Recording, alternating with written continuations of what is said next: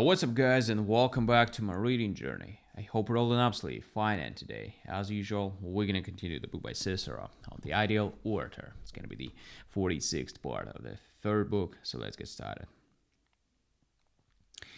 Even Aristotle acted accordingly when he saw his Socrates prospering on account of the renown of his pupils, having altered the character of his discourses, turning from judicial and political cases to cultivating an empty elegance of language.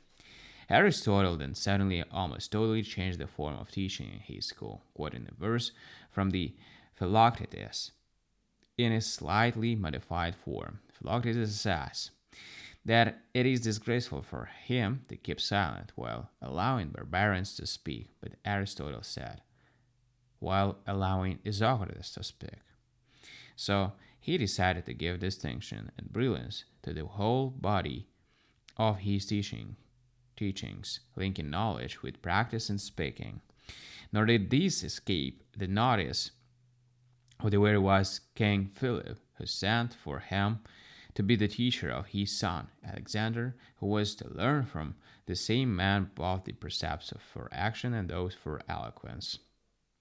Now, if anyone wants to give the name of orator to the philosopher who imparts to us a full range of subject matter as well as fullness of speech, he may do so as far as I am concerned.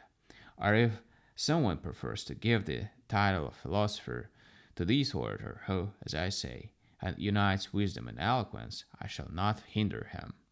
But it should be clear that no praise is due to the dumbness of the person who has mastered a matter but cannot unfold it in speech, nor, conversely, to the ignorance of the one who does not have the subject matter in his command, but has no lack of words. If we must choose between these alternatives, I myself would prefer inarticulate wisdom to babbling stupidity. But if we are looking for the one thing that surpasses all others, the palm must go to the learned orator. If they allow that, he is also a philosopher, then the quarrel is over. If, however, they keep the two distinct, they will be inferior, in that all their knowledge is present in the perfect orator, while the knowledge of the philosophers does not automatically imply eloquence. Once again, if they allow that he is also a philosopher, then the quarrel is over. If, however, they keep the two distinct, they will be inferior in that all their knowledge is present in the perfect orator, while the knowledge of the philosophers does not automatically imply eloquence. And although they scorn it, yet it is inevitably true that eloquence somehow sets a capstone upon their arts.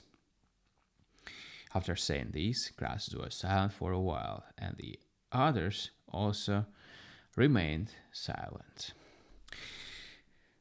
Alright, guys, so we've done with another part, and we're going to continue tomorrow the next one. Thank you for joining me today in this reading session. See you tomorrow. Bye.